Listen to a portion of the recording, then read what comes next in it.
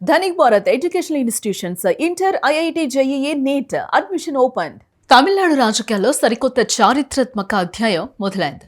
ఇటీవల జరిగిన 2026 అసెంబ్లీ ఎన్నికల్లో రికార్డు విజయాన్ని నమోదు చేసి మే 10వ తేదీన ముఖ్యమంత్రిగా బాధ్యతలు స్వీకరించిన జోసెఫ్ విజయ్ నేతృత్వంలోని తమిళగ వెట్రి కజగం ప్రభుత్వం తన మంత్రివర్గాన్ని భారీగా విస్తరించింది. ప్రభుత్వ శాఖల పనితీరును మరింత వేగవంతం చేస్తూ ప్రజాకర్షక పాలన అందించడమే లక్ష్యంగా సీఎం విజయ్ చేసిన సిఫార్సులకు తమిళనాడు గవర్నర్ అధికారికంగా ఆమోదముద్ర వేయడం జరిగింది.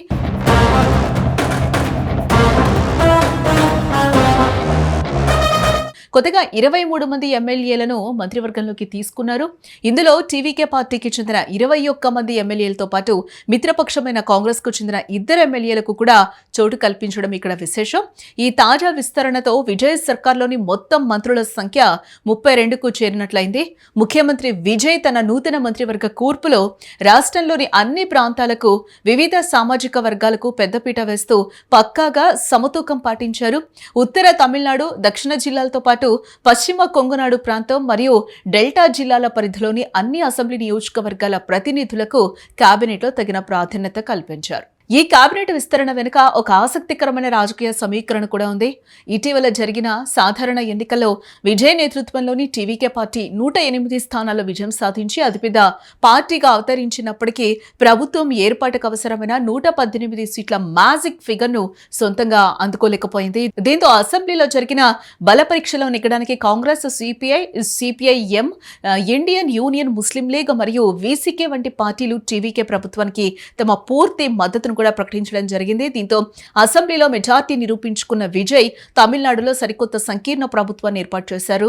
ఈ క్రమంలోనే తమకు మద్దతుగా నిలిచిన మిత్రపక్షాలకు ప్రభుత్వంలో భాగస్వామ్యం కల్పించాలని విజయ్ నిర్ణయించుకున్నారు. ఇందులో భాగంగానే కాంగ్రెస్ ఎమ్మెల్యేలు రాజేష్ కుమార్, పి విశ్వనాథన్ ఇద్దరిని తన కేబినెట్లోకి తీసుకుని వారికి మంత్రి పదవులు కేటాయించారు. ఈ పరిణామం తమిళనాడు రాజకీయాల్లో ఒక అతిపెద్ద మైలురాయిగా కూడా నిలిచిపోనుంది. గతంలో అధికారంలో ఉన్న డీఎంకే పార్టీకి కాంగ్రెస్ సుదీర్ఘకాలం పాటు మద్దతు ఇచ్చినప్పటికీ ఎప్పుడూ ప్రభుత్వంలో నేరుగా భాగస్వామ్యం పంచుకోలేదు. దాదాపు 6 దశాబ్దాల సుదీర్ఘ విరామం తర్వాత తమిళనాడు ప్రభుత్వంలో కాంగ్రెస్ పార్టీ నేరుగా చేరటం ఒక చారిత్రాత్మక సందర్భమని ఏఐసీసీ ప్రధాన కార్యదర్శి కేసీ వేణుగోపాల్ హర్షం వ్యక్తం చేశారు.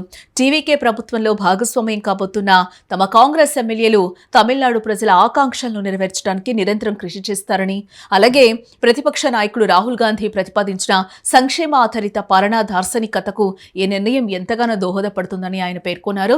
కొత్త రక్తాన్ని, సీనియర్ల అనుభవాన్ని చక్కగా మేళవించి ముఖ్యమంత్రి విజయ్ రూపకల్పన చేసిన ఈ సరికొత్త 32 మంది మంత్రుల బృందం తమిళనాడు సర్వతోముఖ అభివృద్ధిలో ఎలాంటి మార్పులు తీసుకురాబోతోందోనని రాజకీయ విశ్లేషకులు కూడా ఎంతో ఆసక్తిగా గమనిస్తున్నారు.